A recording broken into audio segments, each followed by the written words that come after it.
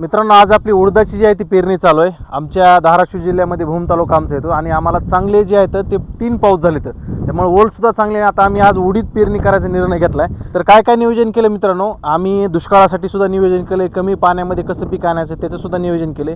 तर अशा प्रकारे तुम्ही सुद्धा नियोजन करू शकतात आणि उडदामध्ये 8 ते 10 क्विंटल एकरी सहज उत्पादन मिळू शकतात.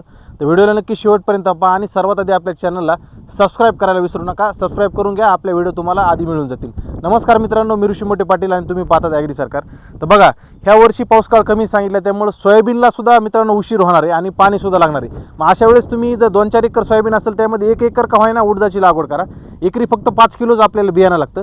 तर सर्वात आधी महत्त्वाची गोष्ट आपण बघूयात की स्टेप बाय स्टेप उडदासाठी तुम्ही जमीन निवड करताना मध्यम जमीन असेल, भारी जमीन असेल निवड करा, हलक्या जमिनीमध्ये लागवड करू नका. त्यानंतर दुसरी महत्त्वाची गोष्ट येते की उताराला आपल्याला आडवी पेरणी करायची. तुम्ही बघत असताल हिकडच्या शेतकऱ्यांनी जी आहे ती उभी पेरणी केली सरळ आणि आपण जी आहे ती आडवी पेरणी केली. आडवी पेरणी केल्यामुळे काय होणार आहे, भविष्यामध्ये पावसाचे जर खंड पडले तर आपली आडवी पेरणी असल्यामुळे पाण्याचा जो प्रवाह आहे तो थांबला जाईल आणि आपला ओलावा टिकून राहील. अशा प्रकारे नियोजन दुष्काळामध्ये करायचं. हे एक झालं मित्रांनो महत्त्वाची गोष्ट.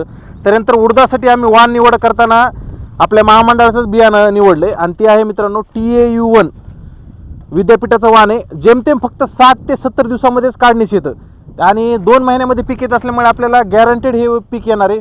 त्याला पाण्याची गरज पडत नाही आणि काहीच नाही. त्यामुळे तुम्ही TAU1 हे वाण निवड करू शकता. रोगासुद्धा कमी बळी पडतं आणि उत्पादन क्षमतासुद्धा याची चांगली. तर आम्ही TAU1 निवड केले ज्या ठिकाणी पाण्याची सोय नाही आम्हाला अशा, आणि दुसरं जिकडे आमची भारी जमीन आहे आणि पाण्याची सोय अशा ठिकाणी आम्ही निर्मलचं विश्वास वाण लावणार आहे. तर बघा, आता तो एक महत्त्वाची गोष्ट झाली दुष्काळामध्ये नियोजन करायचं. दुसरा महत्त्वाचा टप्पा अजून तिसरा, ह्या वर्षी कमी पाऊस काळ असल्यामुळे काय नियोजन करायचं, जिकडे या पुढे कॅमेरा घेऊन. तर बघा, बीज प्रक्रिया आम्ही उडदाला जी आहे ती नक्की केली. बघा, ही अशा प्रकारची बीज प्रक्रिया केली. याच्यामध्ये एक कीटकनाशक लावलं सुरुवातीला थायमेक्टोझॉन, त्यानंतर 2 नंबरला आपण लावलं बुरशीनाशक ट्रायकोडर्मा आणि 3 नंबरला लावले महाजैविक महाबीजचं. तर मी महत्त्वाचा विषय काय मला सांगत आहे तुम्हाला बीज प्रक्रियाचा, तुम्ही काही लावा किंवा नका लावू, पण ह्या वर्षी मात्र जैविक खत महाजैविक जे आहे ते लावा. पाऊसकाळ कमी, त्यामुळे काय होईल, आपल्या जमिनीतले नत्र स्फूर्त आणि पाला उपलब्ध करून देणारे जीवाणू जे आहेत ते आपल्या पिकास मिळतात आणि आपल्या खतामध्ये 50% बचत होते. त्यामुळे बीज प्रक्रियेमध्ये महाजैविक लावायला मात्र विसरू नका. तुम्ही मग रासायनिकची जरी केली तरी सर्वात शेवटी तुम्ही ह्याची बीज प्रक्रिया करायची.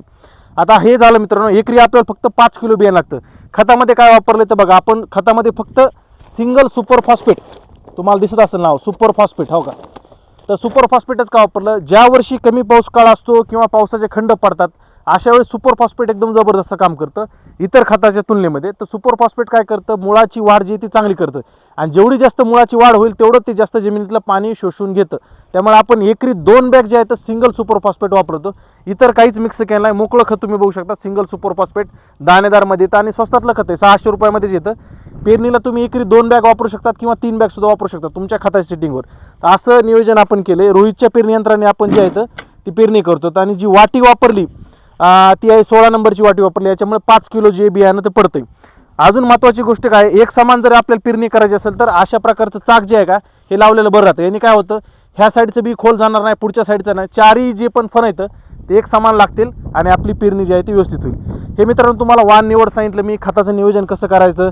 त्यामुळे दुष्काळासाठी आपण काय काय नियोजन करू शकतो, निदान पेरणीच्या वेळेस तरी तुम्ही सुद्धा असं नियोजन करा. आणि उडीद हे पीक ह्या वर्षी लागवड करायला विसरू नका मित्रांनो. खरंच हे जे पीक आहे का कमी पाण्यामध्ये येतं आणि सोयाबीनपेक्षा सुद्धा 15 दिवस, काही ठिकाणी 20 दिवसात सुद्धा आधी येतं.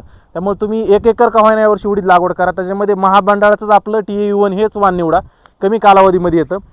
बाकी दुसरं काही उडदामध्ये असं विशेष काही नियोजन करायची नाही. नंतर तुम्ही फवारण्या वगैरेचं शेड्यूल आपल्या चॅनलवर बऱ्याच ठिकाणी मागच्या वर्षीसुद्धा आपल्याला उडदामध्ये एकरी 10.5 क्विंटलचा उतारा आला होता, त्याच्यासुद्धा व्हिडिओ आपल्या चॅनलवर टाकले. तर तुम्हाला काही जरी प्रश्न असेल तुम्ही खाली दिलेल्या नंबरवर मला संपर्क करू शकता. आणि आपली व्हिडिओ आवडली असेल तर लाईक शेअर करा आणि जाताना आपल्या चॅनलला सबस्क्राईब केल्याशिवाय जाऊ नका. सबस्क्राईब जर करताल तरच तुम्हाला माझे व्हिडिओ मिळतील. भेटूया पुढच्या व्हिडिओमध्ये. धन्यवाद.